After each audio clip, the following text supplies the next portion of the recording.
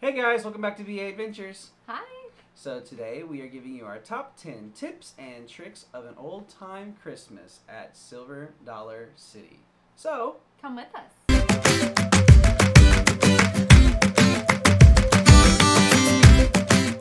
So I wanted to interrupt and let you guys know that today's video is brought to you by Hoka shoes. We are affiliated with them and we absolutely love these shoes. These are our theme park shoes. They are great for walking, running, or anything. They are great on our feet, and they even make recovery shoes for you to use. So, we highly recommend these shoes. These are mine. These are the Rincon 3s.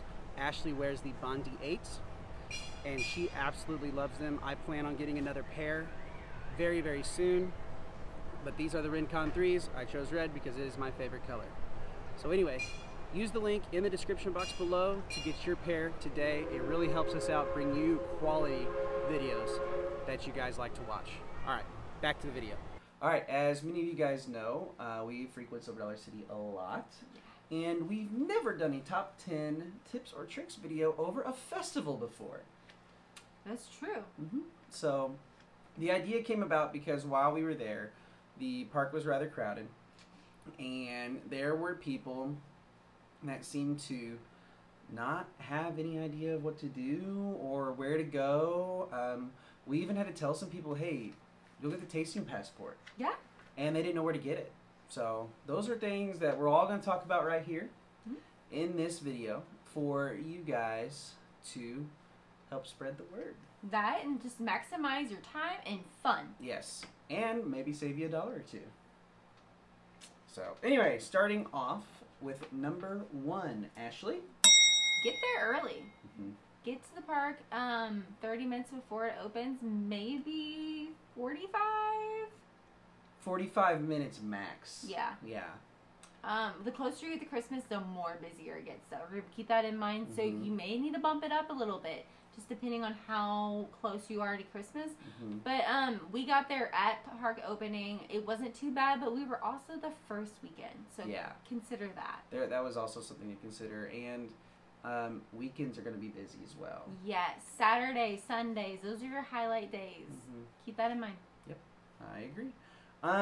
So tip number 2 is plan for 2 days in the park, especially if you can't go often. Like if you only get one trip, please go 2 days. Reason being is you will get to ride the rides you want to ride.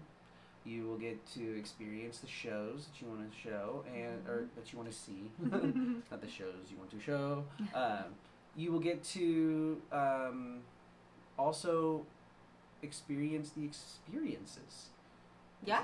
You know, like sights, sounds, smells, all of it. All of it. So every little bit of it. We highly suggest 2 days in the park, which can tie into a little saving $1 here on this next tip. Yeah. And tip number 3 is get that tasting passport. It is one of the best things that Silver Dollar City does for festivals. You get all those Christmas treats. And 5 of them. Yeah, 5 of them for $35. You don't have to use it all in one day. So if you're doing this 2 days, guess what? You can use them for the 2 days. It doesn't matter if it's back-to-back days, just as long as you use it during that festival. Yeah, absolutely. So they say on there that it's portions. There's some things that are full size. Let me tell you.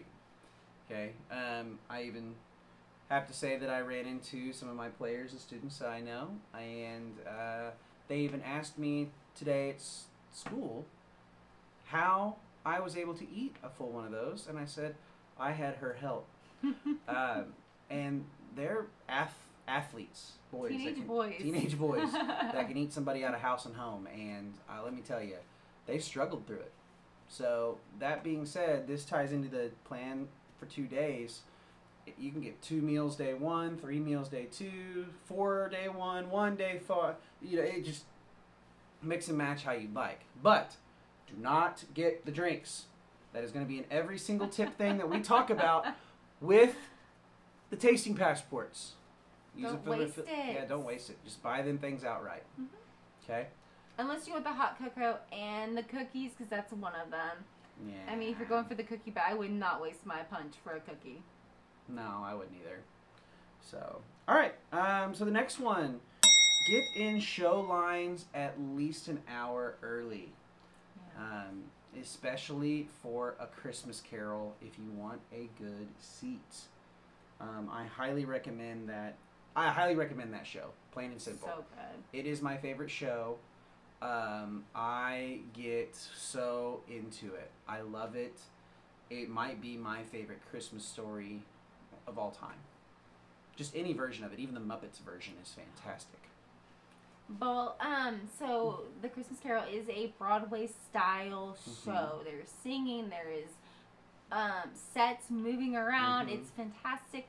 While there is the Christmas Carol, there's also Home for Christmas. Coming Home for Christmas. There it is. And that is like a more singing based of Christmas songs. And doesn't really tell a storyline, kind of like the Christmas Carol. So, but if you are into the classic Christmas songs, get in line for that as well. If you like singing, that's going to be the show for you. Absolutely. And A Christmas Carol is located at the Opera House, and that place fills up fast. So that's why we suggest getting there an hour ahead of time. Same with the Saloon Show. It has a special thing for its Christmas time, and they even serve snowballs in there, which is hot chocolate with ice cream dipped in. So good. So good. Okay. On to tip number 5. This is a split tip between Ashley and I, as I think that this is a must-do, and it is the tree lighting ceremony. Ash does not think it's a must-do. Go along. Explain. I will explain that you're only going to see this one time throughout the day, and this may be the tree lighting ceremony is one time, and it may be your only time at the park. So to experience it right there really brings a lot of spirit into Christmas for me. Now, I think one of the best places to see it is over by the Wagon Works Grill, right in front of the general store area. However, the reason that we choose that location is for parade setup purposes. As well. Yeah. So it's also a good spot to get the view of the tree in the background as floats go by. We'll talk about that later. But anyway, the tree lighting ceremony can be seen anywhere from Town Square. And I almost wonder if maybe going deeper towards the hospitality house and looking on and seeing all of the facades light up with it and the trees and everything and seeing it in its glory from that angle wouldn't be really cool. I think I would like to do that sometime. Yeah. When we go back. I do too. Because I think that would be a great spot to get like a grand picture of it versus what we see is just a tree and then some of the trees lighting up as well. Yeah. Because our backs are to the general store and Hannah's ice cream parlor and yeah. Oh, we need to backtrack on a tip. The tasting passport. Get it at Hannah's ice cream parlor. Yeah. That's up front at the beginning. Easy. Okay. All right. Back to the tree. Okay. So my thing is I don't value the ceremony lighting ceremony of the tree. Lighting ceremony. Only because I think that you can skip it. If you had like one day there, I would skip it and go do something else that's Christmassy, just because. I don't know how you can get more Christmas than a tree well, lighting. I know, but I think like there's some things that I value more than that. Fair enough. So that's where I come from. If you only had one day there, I would skip it. Okay. My opinion. All right. So, tied in with the tree lighting ceremony is the Rudolph's Holly Jolly Christmas Light Parade. So many words. That so is little the time. longest title of a parade I have ever been a part of. But, that being said, they run 2 of them. There's one 30 minutes after the tree lighting ceremony, and then the next one is an hour before the park closes. Correct. So, this parade ties into a later tip that we are going to give you, but we are going to talk about the parade itself and what you need to do here. We think getting there an hour early is a good move. And that being said, if you're going to be there an hour early for that first parade, you're going to watch the tree lighting ceremony as well. You're going to need to get earlier, though, than the tree lighting ceremony, though. I will say that. Yeah. Especially if you're up where everything is. It may be like an hour and a half to maybe an hour and 15 minutes. For the parade. For the parade. Yeah. For the first parade. Yes. Because everybody's going to be lined up there for the tree lighting ceremony, and then it's going to take 10 to 15 minutes, and then it's going to end, and then 15 minutes later, the parade will start. But it's not going to get up there. It's not going to get up there to that location at the main square at the beginning, because it has to go from the Grand Exposition and go all the way through it, and then come up the hill through the Time Traveler area and the Hatfield Holler area, come across the bridge there, and then get up to Main Square before it goes down into the lumber camp. Correct. Yeah. So it takes some time. It does take some time. So it's way better than it was last year. Oh yeah, it's a lot longer than last year. It's longer. We've got new more floats and stuff, and I actually really enjoyed it. Yeah, I did too. I thought it was great. However, standing where we said, at the Wagon Works Grill General Store little corner area there. Facing the tree. Facing the tree, yes. Don't face the general store, face the tree. You get the tree in the background and the parade. You're in a thin spot, so people are going to try and walk through there. You're going to have to be patient with them. Plain and simple. And I'm just going to leave it at that for right now. So... I have something to talk about later on in the tips and tricks with that as well. So, that being said, the parade is worth it. However, if you don't want to wait that long, wait for the second parade and watch it, because it happens twice. There are less people at the second parade because just is. It's later in the night. Younger kids are really tired. It's they close at 10 o'clock? So 9 o'clock at night, and you're expecting your kid to stay there, a young kid to stay awake and not be fussy and tired. Okay, we get it. I mean, we saw it even at the first parade. Oh, we did. There was someone that missed the tree lighting ceremony because they got too fussy. And I was like, they almost made it. So close. So, anyway, tying into that, we think the best thing for you to do after the first parade is to go ride the train. I loved it. It's already night, so you get the full effect of all the Christmas lights. Yep. You get the full effect of Grandfather's Christmas Story. Yep. And now that is a thing. Ride it at night. It is way better at night than during the day. I've never ridden it at day. No, there's no point in riding it during the day, in my opinion. No. I honestly think this is one of the best things that Silver Dollar City does with their train during an old time Christmas. The story is fantastic. The man who tells the story does a fantastic job, and I'm sure he's not the only one that does it, but the one that we witnessed, he was fantastic. Did a great job. Had a good personality. Absolutely. There was kids that were really into the story. Oh my gosh! And you could catch him kind of giggling to himself and like agreeing with the kids, yelling and having a good time with them too. So, but the biggest tip is don't be deterred by the line. When you get into line, we were actually close to Midtown, where the bridge is, and it winds around. And I literally thought this is all we're gonna do. Yeah, we're not gonna be able to we're not gonna be able to ride. The park's gonna close. This and that.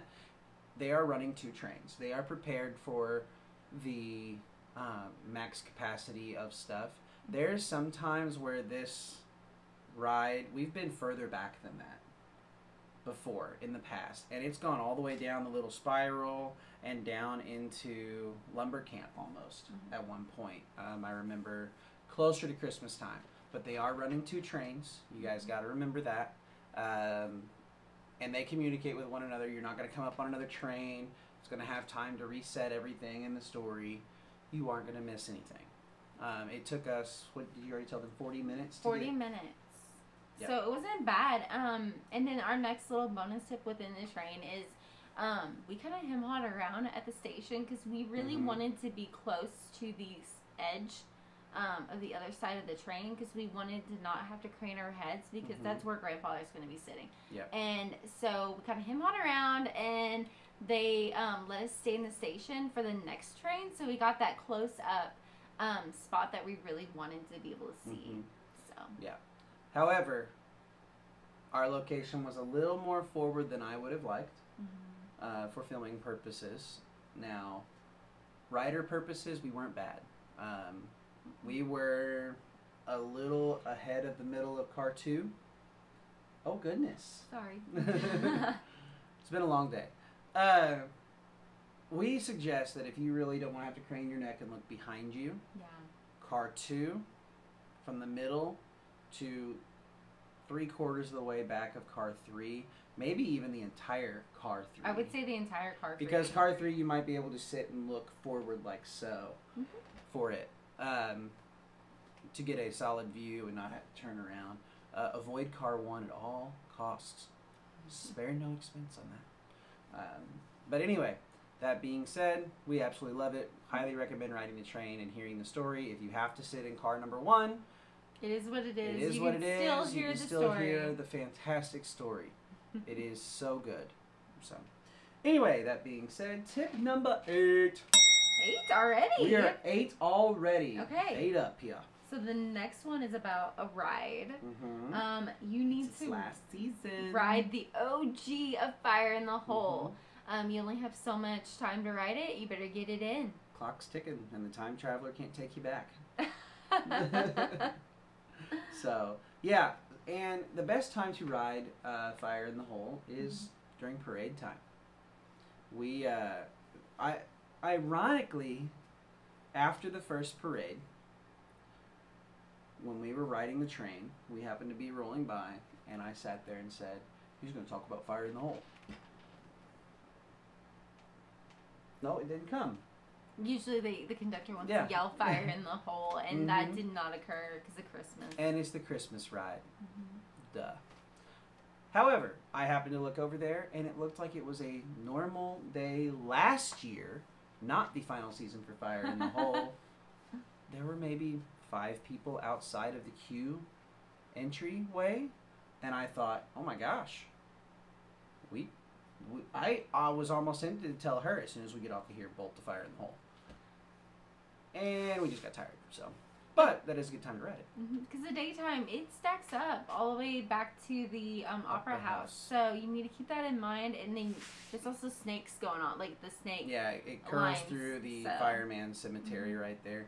However, we did have a friend of mine that was also there. There was a lot of people that we knew there that day. And we were trying to meet up, and he told me, he was like, hey, we're in line for Fire in the Hole right now. We just got off Outlaw Run.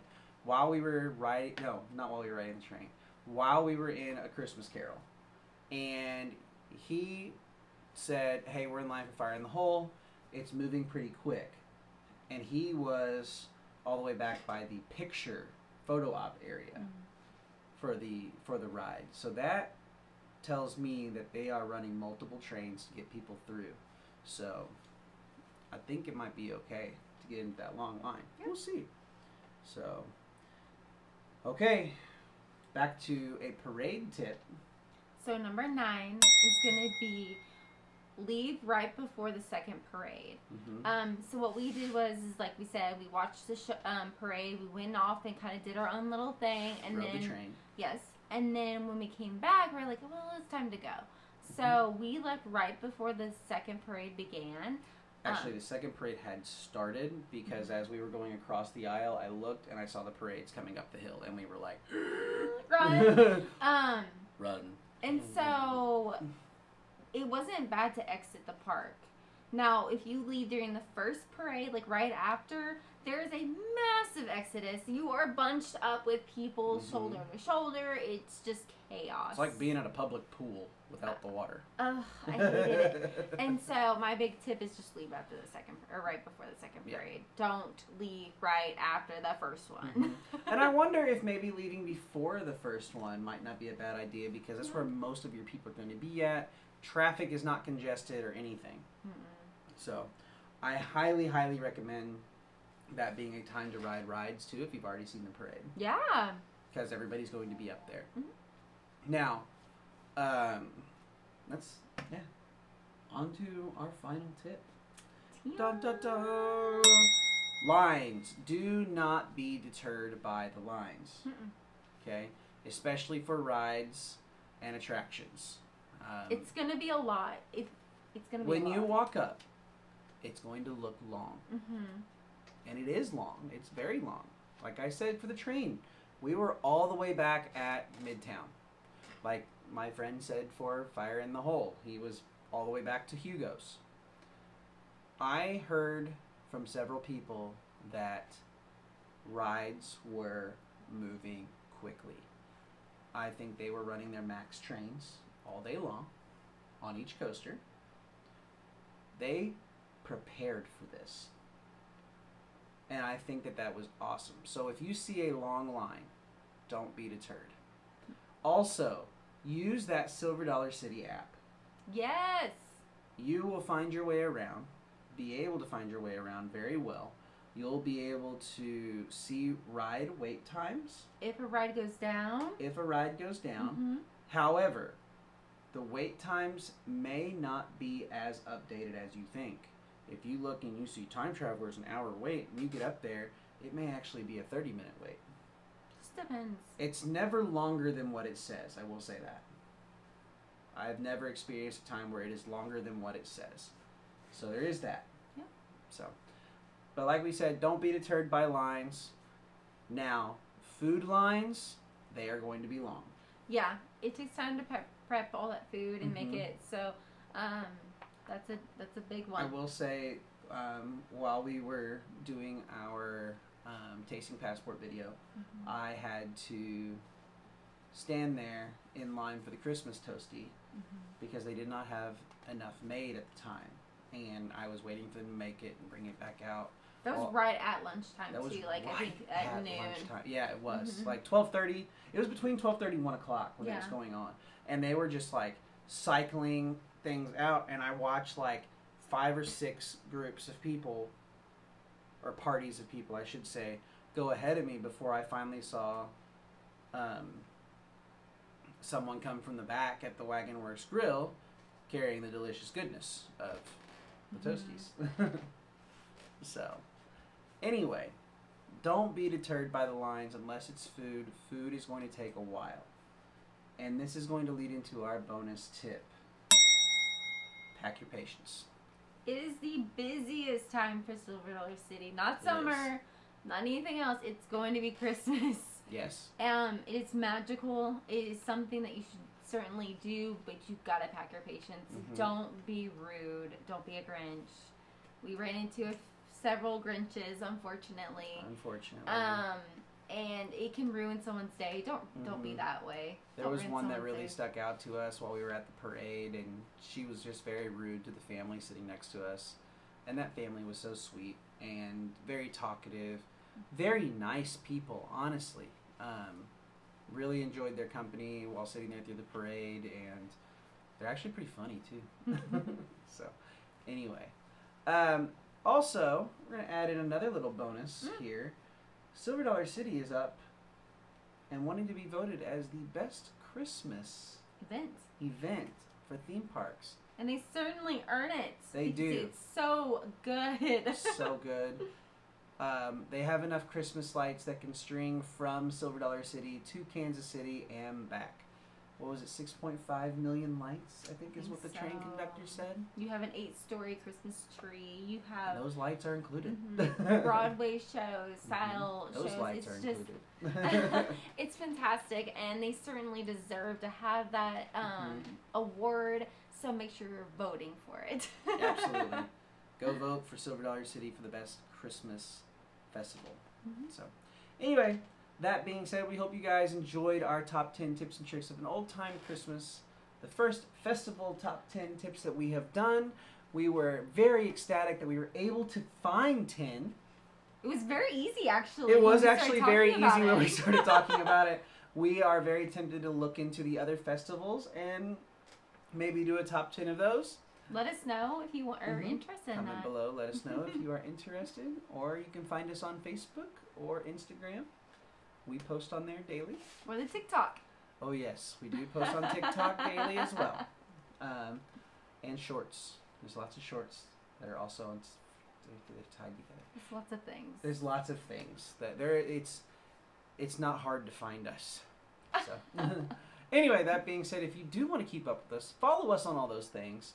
But hit that like button, that subscribe button, and that bell notification button so that you guys don't miss any more of our theme park news, our adventures, our top 10 tips, our tricks, our guidance, or any way to give you a great adventure of your own. So with that, bring on the next adventure. bye guys.